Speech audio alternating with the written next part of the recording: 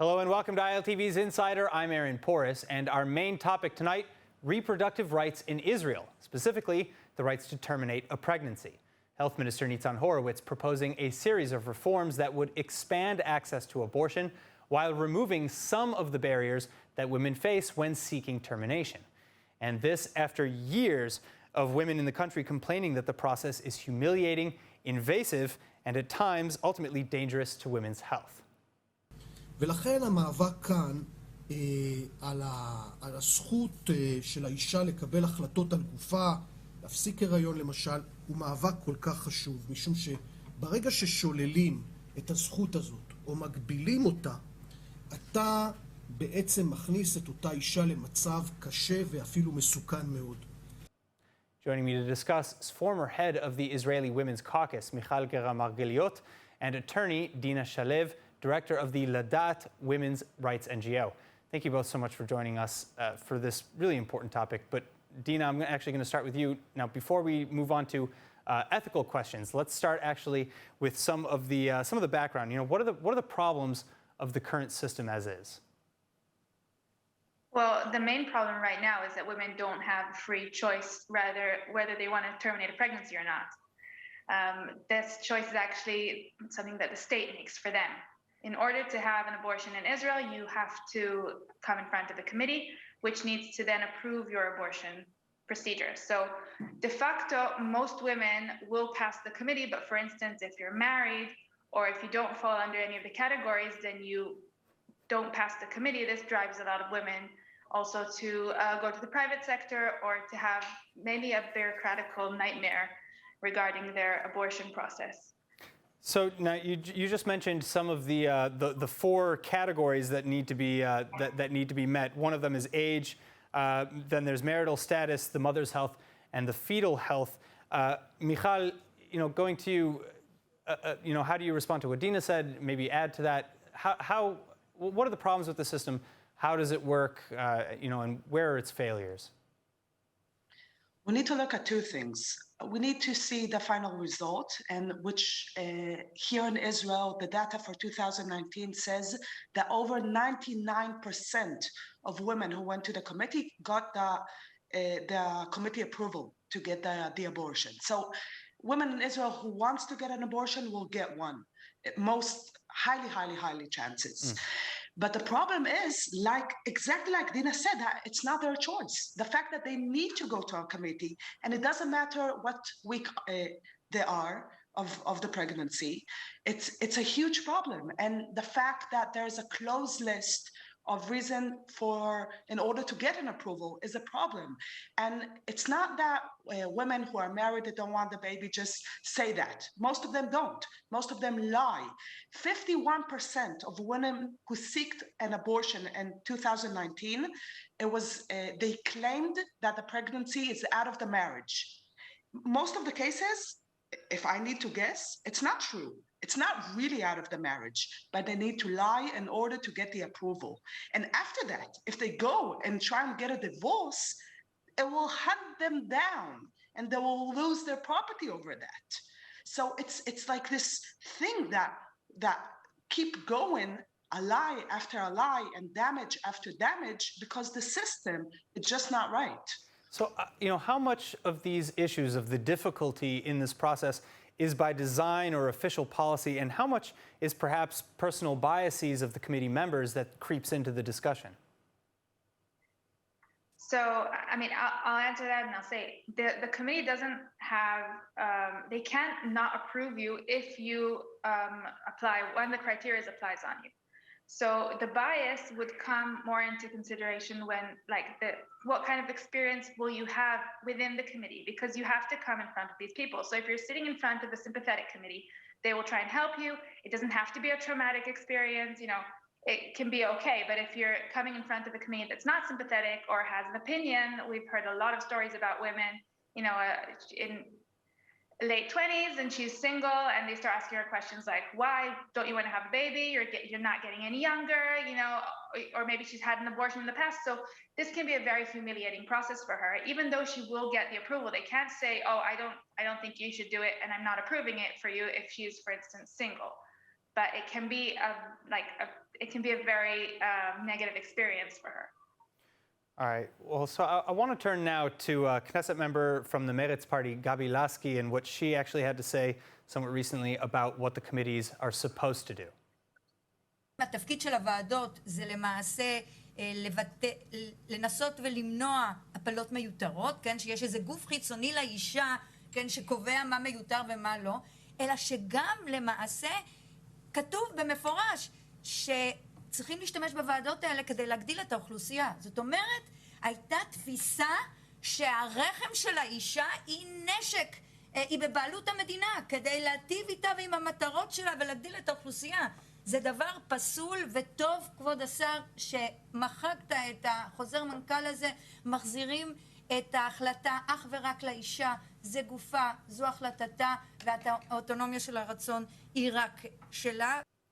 Michal, coming back to you, how do you react to the Knesset members' rhetoric? Do you agree? Do you disagree? And maybe where did she not touch on? So I think there are two things. Of course, I agree with MK Gabi Lasky, and she's right. And it can't happen that if somebody doesn't want to have a baby just because it pays off demographically, it can't be that she'll need to bring that baby into the world. So that's, of course. But the thing is that this thing wasn't written in the law. I will just say, like Gabi Lasky said, it's in a Choser Mankal, it's in a document that inside the health office. But the thing is that the headlines of what the Ministry of Health is trying to do now are, like you said, are a reform. And if they will manage, or what they want to do, to cancel the committee, at least for the first trimester, and then to make it advisory and not an approval committee for the second trimester, that is a reform in Israel. But he needs the Knesset in order to do that, which we do not know if he has the votes. And there's a big question mark. If at the end of everything and all the right words and all the beautiful headlines and all the most serious papers, the only thing that will happen is that they will delete that paper who didn't treat the right women, well, it's not enough. It's just not enough. So I do agree with her, but it can't be that this will be the conclusion of this whole reform that is now on the table. Dina, anything to add? Well, I think right now there's two strategies that they're taking, and we're supporting as much as we can as the organizations in the field working with these women and working towards changing the law. As Michal said, the end game would be a change of the law, which means it will not, right now abortions are illegal in Israel. They are under the penalty law, and it's illegal unless you qualify for one of the criteria. So once they take the law out of there and make it permissible to have abortions in Israel, that's an amazing change of law. This is still a process we need to go through, and as Michal said, you need the Knesset for that. The other strategy they're doing is trying to change things within the power of the Ministry of Health that can improve the process for women. So it won't be canceling the committees, they will still have to appear in front of the committee. But for instance, the first stage was changing this paper telling the committee members that their job is to convince women not to have abortions. The next step would be taking out some humiliating and irrelevant questions from the questionnaire that women need to fill when they come to the committee. For instance, did you use contraception? Why didn't you use contraception? All sorts of questions like that. And they can do some even more radical things, like moving everything to an online questionnaire. Maybe women won't have to physically appear in front of the committee, only this is like the more radical steps, but in the end, no matter what reforms they will do within the office, they can't change the law. For the law, it's the whole process that needs to go through the Knesset. So we're trying to help them make women's life easier, but we don't want to give up there. We do believe that the law has to change. So what, and Michal, coming back to you then, what parts of the law that exists as it is are maybe beneficial and just need to be tweaked a little bit? None of it. The fact that there's a committee that needs to, we need to have an approve from a committee in order to have an abortion is against our ability to choose. It's a full contradiction. So the law itself is not helpful at all. I will say that the law, when it was established, it was better because there was a fifth reasoning that said that like social reasoning is also a reason to have an abortion.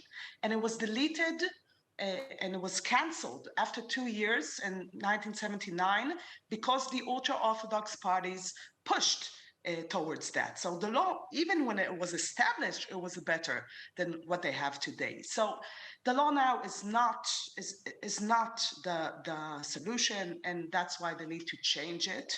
I will say that the dispute in Israel is very different from places like the US.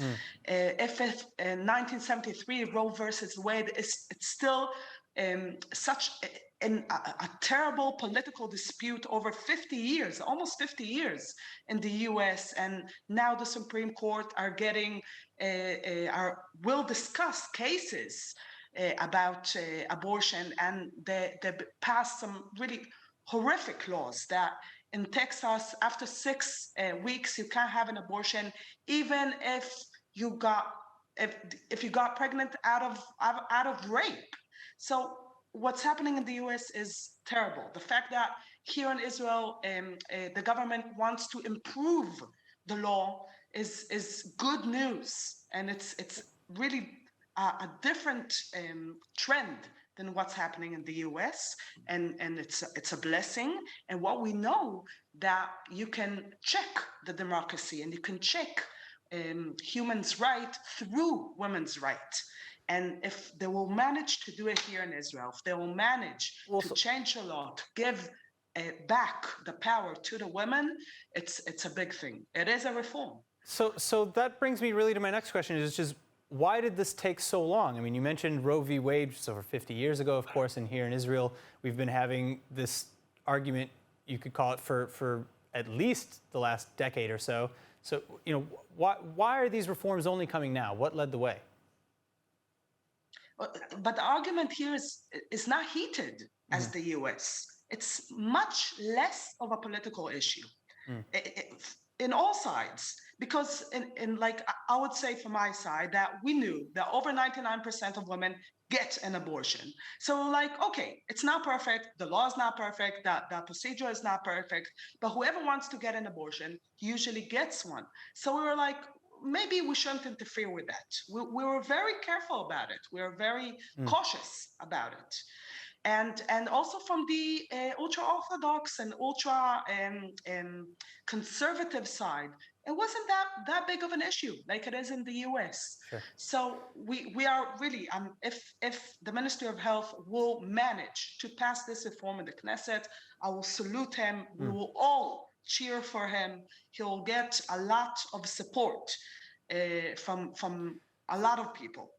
The situation here is very, very different. So, Dina, I want to come back to you really quickly to bounce off of what Michal was just saying. If the decisions are not coming from a political perspective, then who has been and is calling the shots, and from what point of view? Is it science? Is it health? Is it religion? Is it is it liberal values as they change with the wind? You know, what's going on? So it's interesting. It's culture, I would say, more than anything. Culture mixed with religion, because one of the reasons also why haven't we done anything about this up to now was that up to now we had a minister of health that was from an ultra-Orthodox party. There was no chance even to bring it up. I mean, we were waiting for a liberal minister to start promoting this law through him. So that's one of the ideas. And I think the main issue is what they just canceled.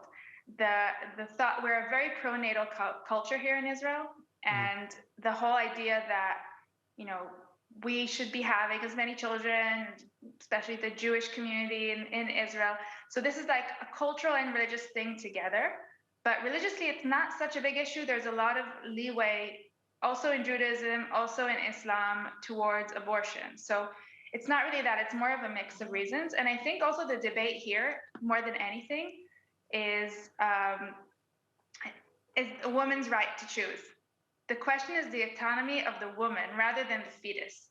it's a different question as opposed to maybe the discourse in the U.S. about, you know, the life of the fetus. Here we're talking about the life of the woman and can she make decisions for herself? Well, so more to that point, you know, in Judaism, women are considered holier, more spiritual than men. How is the current practice in any way keeping with that tradition? I don't know if women are considered holier than men in Judaism. Look, more spiritual, I think is the term, or at least the outlook.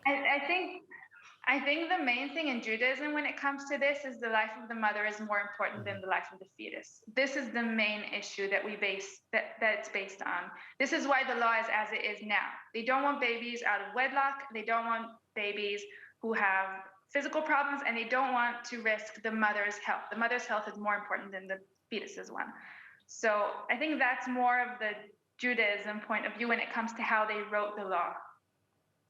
So, you know, Michal, same thing. What are Israelis taught, maybe even if we go back to the education system, what are Israelis taught about reproductive health, about health rights, women's rights, things like that? Not much, not at all. We have a huge problem there. Do you think that that's maybe even the source of the problem, or a bigger issue? Like maybe this reform is necessary, but it's a Band-Aid over a larger wound. Maybe we need to go further back into the education system. For sure, we need to do that. But I think that, like I said, that the issue of abortion is not as controversial here in Israel.